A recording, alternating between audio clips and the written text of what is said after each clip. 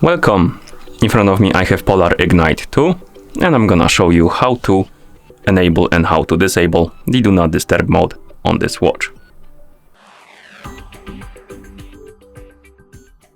First, we need to wake up the screen on our watch, and you can do it by pressing the side button.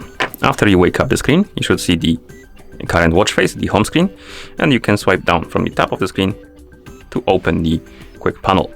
On this panel, you should see a bunch of icons. Find the icon called Customize and tap on it. Here, scroll down, find the option called Do Not Disturb, tap on it to check the box, and then scroll down and tap on Save.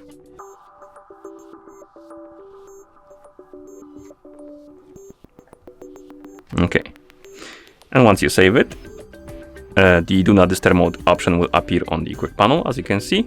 Now we can tap on the icon to enable the mode, and then we can swipe up on the screen to close the quick panel.